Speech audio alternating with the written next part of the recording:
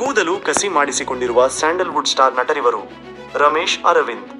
Kannada evergreen hero ಎಂದೇ ಪ್ರಸಿದ್ಧರಾಗಿರುವ ರಮೇಶ್ ಅರವಿಂದ್ ಎಲ್ಲಾ ವರ್ಗದ ಸಿನಿರಸಿಕರಿಗೂ ಅಚ್ಚುಮೆಚ್ಚು. ಇವರು ಫ್ಯಾಮಿಲಿ ಓರಿಯೆಂಟೆಡ್ ಹಾಗೂ ರೊಮ್ಯಾಂಟಿಕ್ ಸಿನಿಮಾಗಳ ಮೂಲಕ ಅಪಾರ ಅಭಿಮಾನಿಗಳನ್ನು ಸಂಪಾದಿಸಿದ್ದಾರೆ.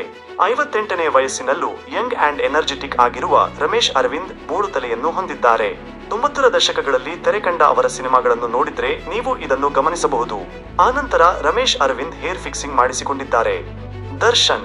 ಕನ್ನಡ ಚಿತ್ರರಂಗದಲ್ಲಿ ಅತಿ ಹೆಚ್ಚು ಫ್ಯಾನ್ ಫಾಲೋವರ್ಸ್ ಹೊಂದಿರುವ ನಟ ಅಂದರೆ ಚಾಲೆಂಜಿಂಗ್ ಸ್ಟಾರ್ ದರ್ಶನ್.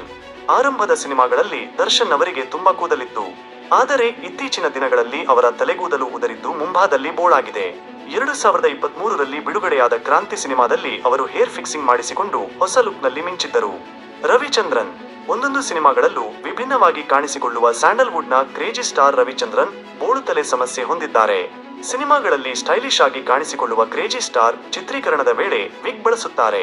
ಇನ್ನುಳಿದಂತೆ ಸಾರ್ವಜನಿಕ ಸ್ಥಳಗಳಲ್ಲಿ ಹೆಚ್ಚಾಗಿ ಕ್ಯಾಪ್ ಧರಿಸುತ್ತಾರೆ. ಶರಣ್.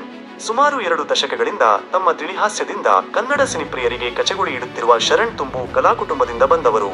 ಇವರು ಹಾಸ್ಯ ನಟನಾಗಿ, ನಾಯಕ, ನಿರ್ಮಾಪಕ ಮತ್ತು ಹಿನ್ನೆಲೆ ಗಾಯಕರಾಗಿ ಗುರುತಿಸಿಕೊಂಡಿದ್ದಾರೆ. ನಟ ಶರಣ್ ಕೂಡ ಬೋಳು ತಲೆ ಸಮಸ್ಯೆಯನ್ನು ಹೊಂದಿದ್ದಾರೆ.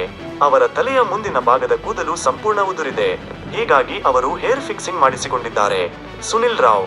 7 ಸುತ್ತಿನ ಕೋಟೆ, ಮೈಸೂರು ಜಾಣ, ಶಾಂತಿ ಕ್ರಾಂತಿ ಸೇರಿದಂತೆ 6 ಸಿನಿಮಾಗಳಲ್ಲಿ ಬಾಲನಟನಾಗಿ ನಟಿಸಿದ ಸುನಿಲ್ ರಾವ್ ಎಕ್ಸ್ಕ್ಯೂಸ್ ಮೀ ಸಿನಿಮಾದಲ್ಲಿ ಮೊದಲ ಬಾರಿಗೆ ನಾಯಕನಾಗಿ ನಟಿಸಿದರು.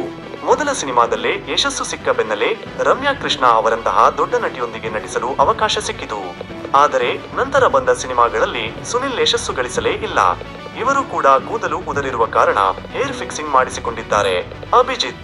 ನಾಯಕನಾಗಿ, ಖಳನಾಯಕನಾಗಿ ಮತ್ತು ಪೋಷಕ ನಟನಾಗಿ 150ಕ್ಕೂ ಹೆಚ್ಚು ಚಿತ್ರಗಳಲ್ಲಿ ನಟಿಸಿರುವ ನಟ ಅಭಿಜಿತ್ ಕೂಡ ಬೋಳು ತಲೆ ಸಮಸ್ಯೆಯನ್ನು ಎದುರಿಸುತ್ತಿದ್ದಾರೆ. ಹೀಗಾಗಿ ಅವರು ಕೂದಲು ಕಸಿ ಮಾಡಿಸಿಕೊಂಡಿದ್ದಾರೆ. ಸದ್ಯ ಅವರು ಜೀ ವಾಹಿನಿಯಲ್ಲಿ ಪ್ರಸಾರವಾಗುತ್ತಿರುವ ಸತ್ಯ ಸೀರಿಯಲ್ನಲ್ಲಿ ಪೋಷಕ ಪಾತ್ರದಲ್ಲಿ ನಟಿಸುತ್ತಿದ್ದಾರೆ. ಇವತ್ತಿಗೆ ಇಷ್ಟೇ ಸ್ನೇಹಿತರೆ. ವಿಡಿಯೋ ಇಷ್ಟ ಆಗಿದ್ರೆ ಲೈಕ್ ಮಾಡಿ, ಶೇರ್ ಮಾಡಿ ಹಾಗೆ ಸಬ್ಸ್ಕ್ರೈಬ್ ಮಾಡಿ. Thank you.